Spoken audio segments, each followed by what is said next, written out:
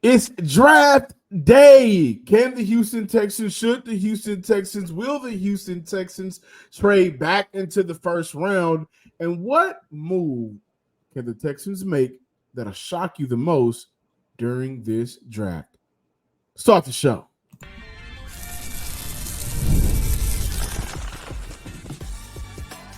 You are Locked On Texans, your daily podcast on the Houston Texans. Part of the Locked On Podcast Network, your team every day. Wake up, Houston. Wake up, Texans fans abroad, locally, wherever you are, does not matter.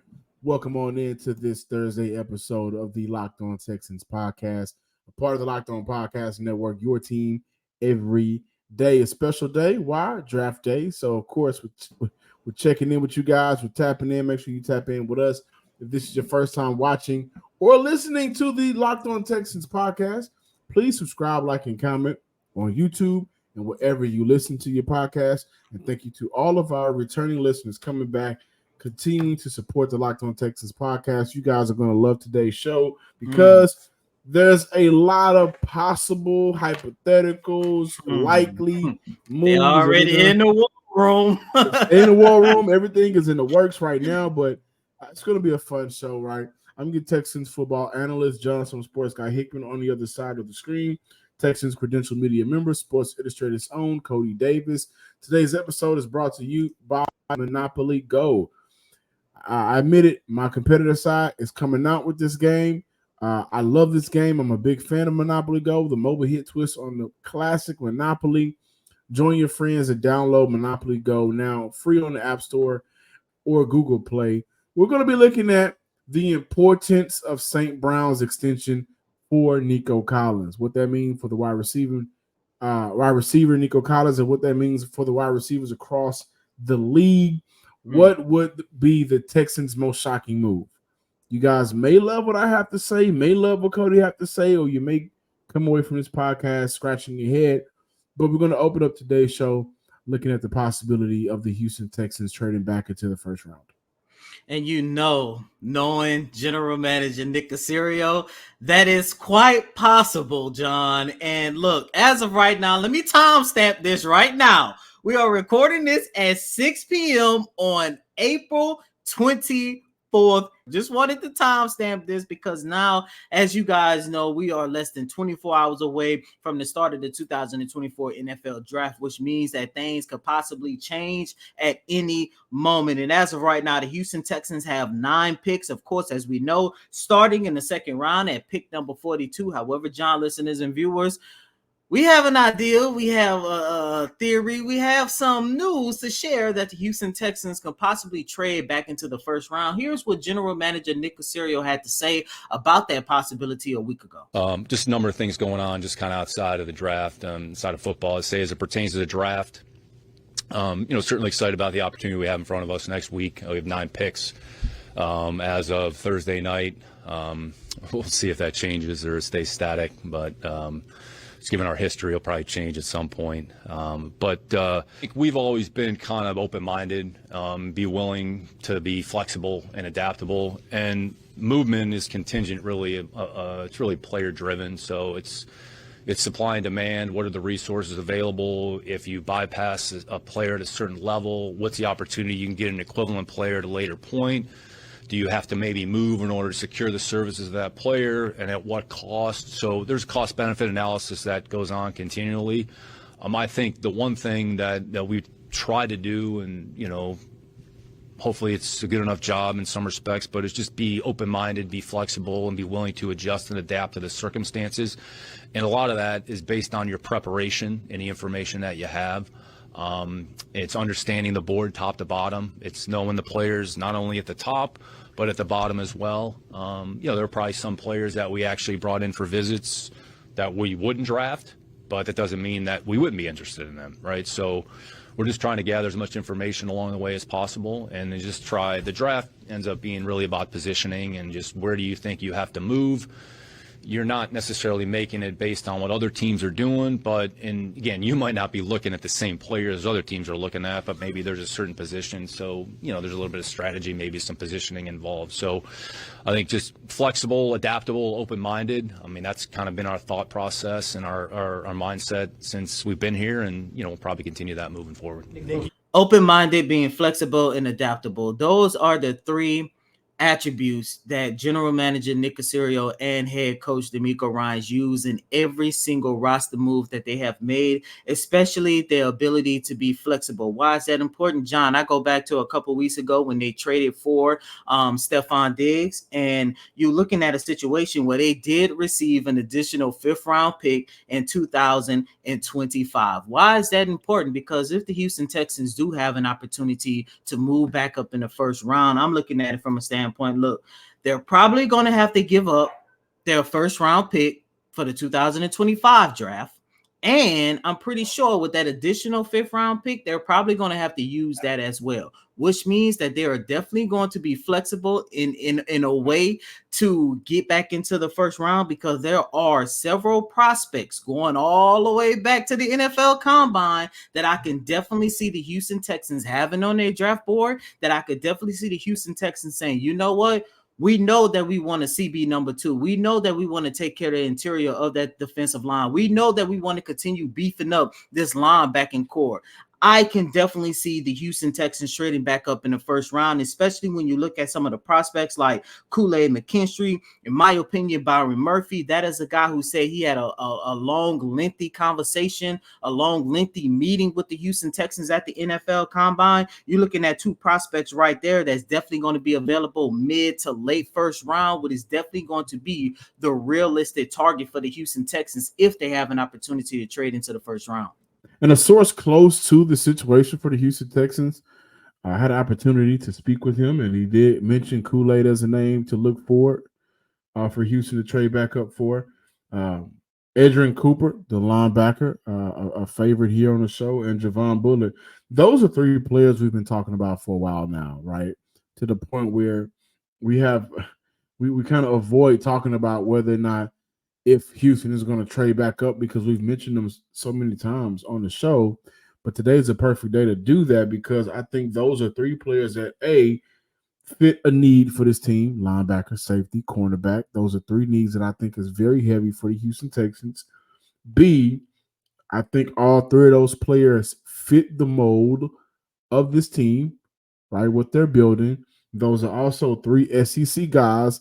We know how much Nick Caserio and former, SEC linebacker DeMeco Ryans likes the SEC players, but we also know that finally those are 3 players that had an opportunity to meet with the Houston Texans in some form, shape, or fashion, whether it may be lengthy, whether it may be in a quick conversation. But I do think those 3 players are the 3 players of all of the meetings that make the most sense for Houston to say, you know what, we really like these guys.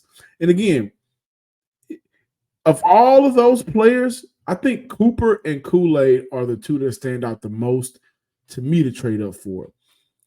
One thing that I cannot escape is just the moves that we made in the offseason does not impact what we plan to do in the NFL draft.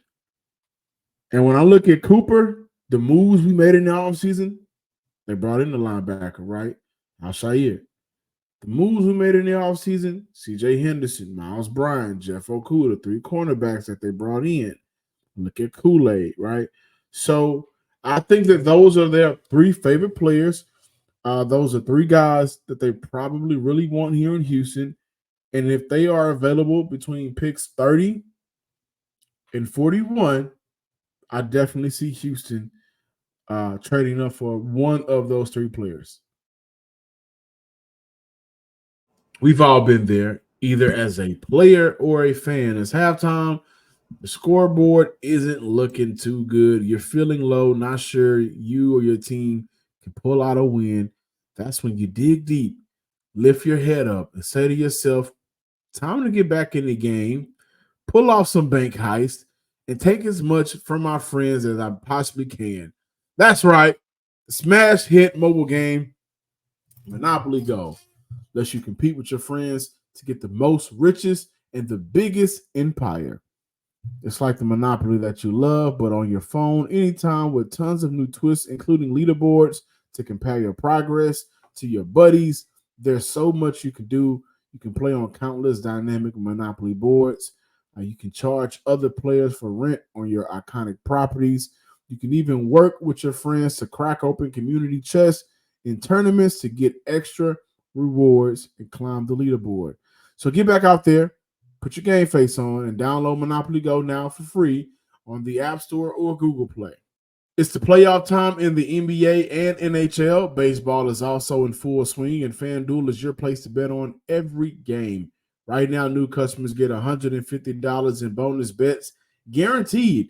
That's $150 win or lose. Bet on everything from slap shots to home runs to slam dunks, all on an app that's safe, secure, and easy to use. What are you waiting for? Visit FanDuel.com/locked-on. Make your first bet an automatic win. FanDuel is America's #1 sportsbook. Coach, how much did all of the off-season acquisitions you guys have on both sides of the ball kind of like change the idea of how you guys are going to approach the draft? When you look at the draft and how we approach it the same, right? We go through, evaluate all the positions, and try to have a good feel for the guys that we would like to add to our team. And like, we don't, just because we've added guys at a lot of different positions, that doesn't stop us from evaluating every position and looking at every avenue to continue to upgrade our team and continue to get our team better. So for the draft process, our process will be exactly the same. Who can we add to our team that adds value to our locker room, adds value to us on the field? Welcome back in, ladies and gentlemen, to this draft day. I guess we can call it draft day installment of Locked On Texans, even though as of right now, the Houston Texans are not picking until tomorrow. But what you guys just heard was Coach Nico Collins. He said that last week when I had an opportunity to ask him whether or not the offseason acquisitions, how much that's going to affect how they go about the NFL draft. And John, you heard what Coach Nico Collins had to say, gave a really good answer. But to me, when we start to take a look at what would be the most shocking move entering the draft for me, John, it would be DeMeco Ryans and Nick Caserio staying true to their statement and drafting a running back. Come on, that man. would be the most shocking move to me. And I say that because, look, if we go back to what Coach DeMeco Ryan said, like you guys remember, and if you guys don't, I'm gonna refresh your memory. DeMeco was frustrated that the Texans could not run the football in Baltimore. He talked about it post-game. Remember, I was there in Baltimore. He talked about it that Monday. And even throughout the NFL Combine, he talked about how important it is for the Houston Texans to improve their rushing attack. Now, granted, everything that was said was before they made the move and traded for Joe Mixon. But even then, you started to get a sense that the Houston Texans were going to target a running back. After the trade of Joe Mixon, we came on this show. There's no way in hell that the Houston Texans are going to draft a running back, because not only do you have Joe, but if we being 100% honest, I think we all can agree, whether we're doing it because we like him as a person or whether we're doing it because we still see some potential in him. You still have Dameon Pierce, who I still believe could be a very valuable running back number 2.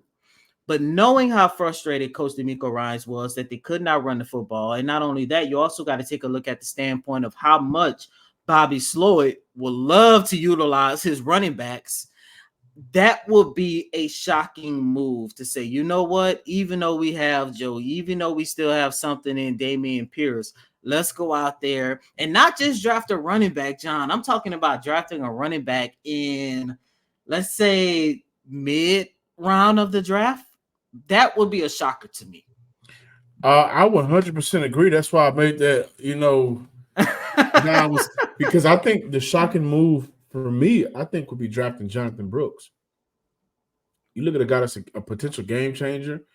You look at a player that's a pure athlete. You look at a guy that has amazing footwork. You look at a player that has great vision. You look at a guy that before the injury was the best running back in college football last year. Mm-hmm.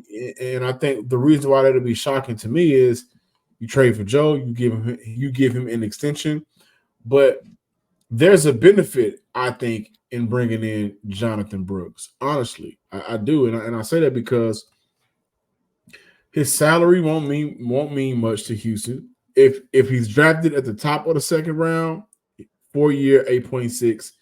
If he's drafted with the final pick in the second round, you're looking at a 4-year, $5.2 million contract spanning 4 years, right? So that's not a huge financial burden.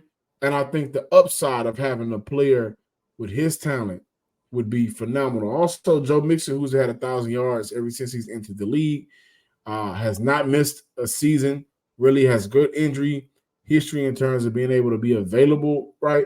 You look at eventually he's going to slow down, right?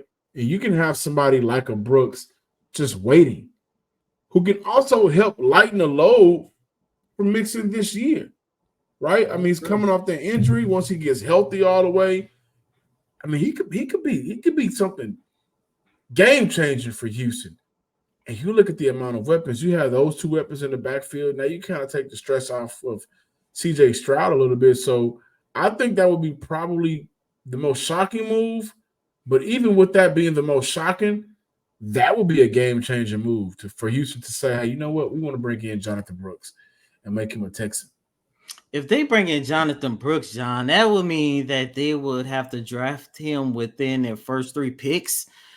I don't see that because, again, I'm still basing it off of you have Joe, you have Damian Pierce. Hell, you even have Darrell Goombawale, who you just re-signed on Sunday, even though we know he's going to be on the special teams majority of the time. But you just never know. But that is a good point. But once again, we looking at shocking moves, that will be shocking to me. Another shocking move to me will be if the Houston Texans mid-round draft either a potential left guard or a right tackle. that would be a shocker to me because we already know the story of Kenyon Green at this point, and we already know the story of Titus Howard. And if the season started tomorrow, Titus Howard would definitely take the helm as right tackle, and left guard, even though it's up for grabs, and you already know my combination that I want. Juice Scruggs at left guard and put Jerry Patterson back at center. If the Texans go out and get one of those guys, John, that means that it shows something that you have talked about, what I saw some of our other listeners and viewers talk about as well. Regardless of how you feel about Green, regardless how you feel about Titus Howard, those are not D'Amico Ryans and Bobby Slowick's picks, which means if you base it off the seasons that they had last year, even though I know it's unfortunate due to injuries and personal stuff on Green's side, there's no ties. Like D'Amico doesn't have any ties to Howard. D'Amico doesn't have any ties to Green. And once again, if we're looking at this team knocking on the door of championship contention, if we're looking at this team having an opportunity to compete with Kansas City, and if they make it to New Orleans or whatever the case might be, competing with Philadelphia or whoever the case might be in the Super Bowl, then you're looking at a situation where they need to make sure that every single position is deep and every single position is valuable and every single position can produce. And that will be a shocker because that means, hey, they seeing something behind closed door within these first few weeks of off-season training that they ain't liking. Yeah, no, I agree. And I think Houston is in a very, very, very interesting position because when you have these all-in moves like Houston has made, you can afford to trade picks from this year's draft, next year's draft, to go get guys that you really want. And you got some insurance by getting some of those, the second-round pick back or fifth-round pick back. So you got some insurance there. I think the flexibility that Houston has right now is at an all-time high simply because they are in win-now mode.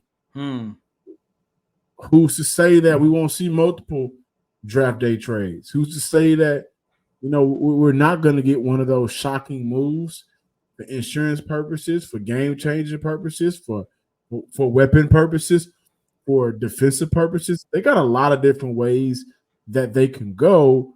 And I think we'll come away from this draft by the time Sunday rolls around amazed at the job that they did, willing and dealing to complete this team.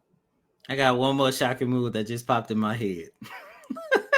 Houston Texans trade into the top 10 and draft Marvin Harrison Jr., giving CJ a wide receiving core of Harrison, Takedale, Nico, and Stephon Diggs. You talking about being open-minded, being flexible, and adapting. I think the endless possibilities on field, off the field will be crazy for this organization for forget next year, for the next 5, 6, 7, probably a decade plus. Hey, I'm just saying, man, talking about shocking moves, man. I think the coach is gonna move up to draft him, honestly. So do the Houston Texans play a little defense and try to keep him from going to a rival in the AFC South? Nah, I don't think they have enough to draft because he's going to go in the top 5. They don't got enough to trade up for the top 5. I thought that last year. Look what happened. Even though they did have enough, I get it. They had 2 first rounders last year. They had a first rounder that they could use. Market your future. Market. Look, give up everything, because if one of those wide receiver leads that we about to talk about in the next segment, hey, you still have Harrison. You still have Tank. You still have come on, man. Just go all out. Just dream with you a little bit, huh? Is that what you said? Dream a little? Yes, sir. You're hiring for your small business. You want to find quality professionals that are right for the role. That's why you have to check out LinkedIn Jobs. LinkedIn Jobs has the tools to help you find the right professionals for your team faster and for free. LinkedIn isn't just another job board. They help you find and hire professionals you can't find anywhere else, even those who are not actively searching for a new job, but may just be open to the perfect role that you can provide as a small business owner. In any given month, over 70% of LinkedIn users don't visit other leading job sites. So if you're not looking on LinkedIn, you're looking in the wrong place. LinkedIn also knows that small businesses are wearing so many hats and may not have the time or resources to hire. LinkedIn is constantly finding ways to make the process easier. They even just launched a feature that helps you write job descriptions, making the process even easier and quicker. You're not beating LinkedIn. Post your job for free at linkedin.com/lockedon.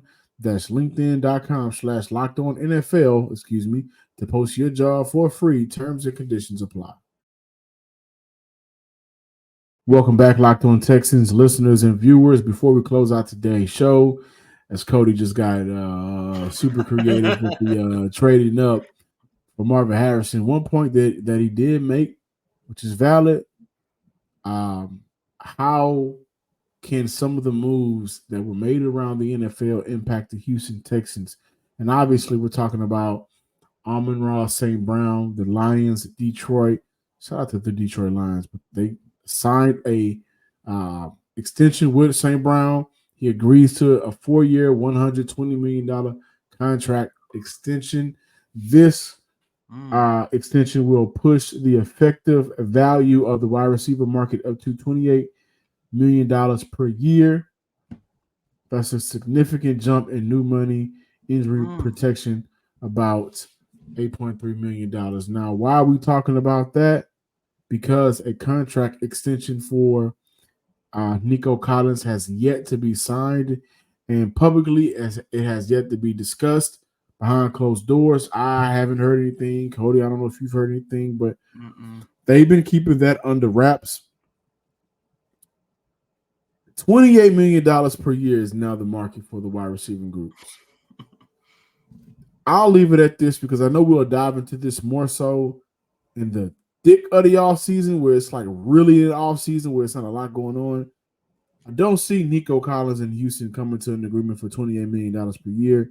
When you look at what St. Brown has been able to do, though he's been in a better situation, he's been a much more productive player. So that contract is warranted. And I also think when you look at the revenue that he may bring in for Detroit, the jersey sales, and just how impactful he's been for that offense, it makes sense for Nico.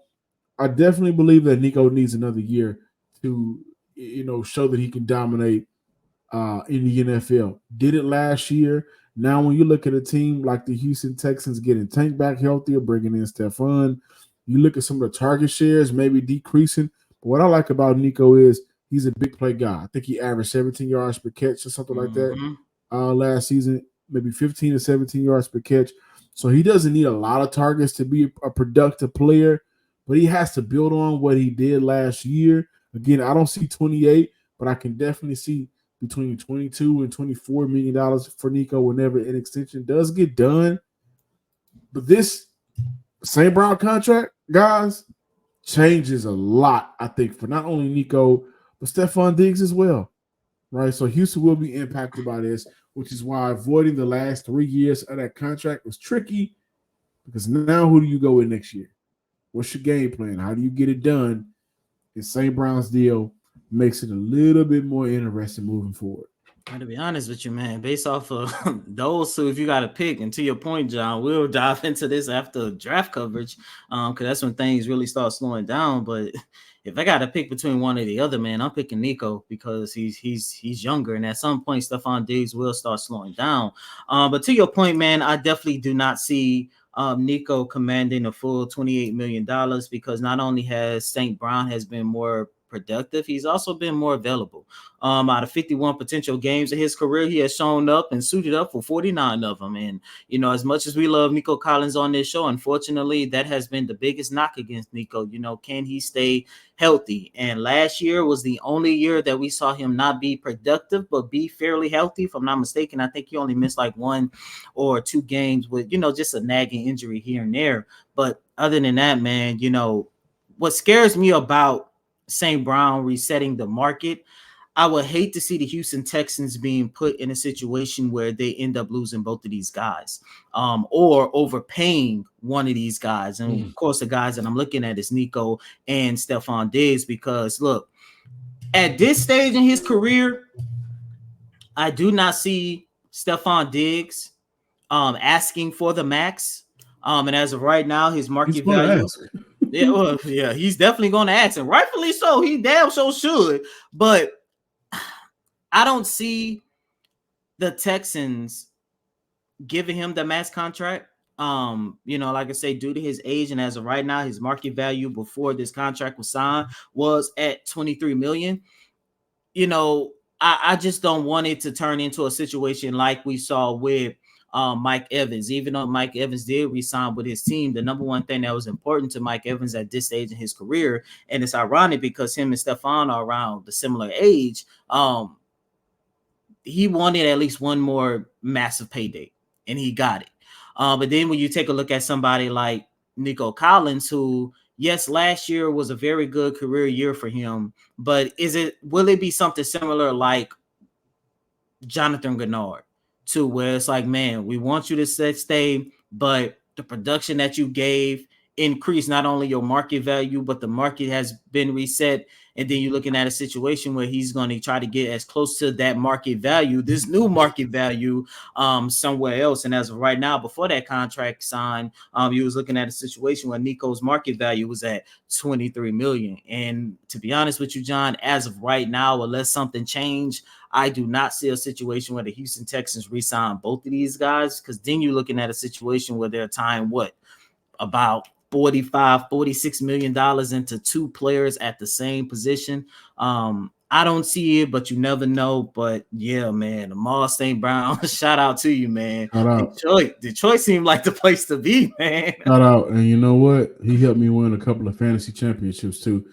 And I will say this, man. One thing that I liked that I saw from Nick Caserio this year was how he handled the Danielle Hunter contract. Oh yeah, that was really massive. Met what you wanted, right? Mathematically, contract wise, whatever. But 2 years. Mm-hmm. So 2 years for Hunter, 3 years for Azeez Al-Shaair, right? A 3-year extension for Mixon. they could possibly, and I can't wait for us to bring this back, but they could possibly re-sign both of those players. Money-wise, they can. Mm-hmm. But we probably will see it in the window that they believe that they have it in the time frame of window of success that they believe that they have. And of course, that will all come before what contract? CJ. So, When they gonna be asking us to chip in. I ain't got it. Yeah, you got it. You got it. Hey, I ain't got it. we got it. I could chip in on maybe some cupcakes. We split one particular check and Whoa. I ain't got it, y'all. Thank y'all for listening to this episode of the Locked On Texans podcast. Please be sure to subscribe, like, and comment on YouTube and wherever you get your podcasts. Also, give me a follow on Twitter at John_Hickman12. And as always, I'm your host, Cody M. Davis. Please remember to follow me on Twitter at Cody Davis _24. Once again, it's Cody COTYDAVIS _24. Happy draft day. Let's see who the Houston Texans gonna get. Until next time, ladies and gentlemen, peace.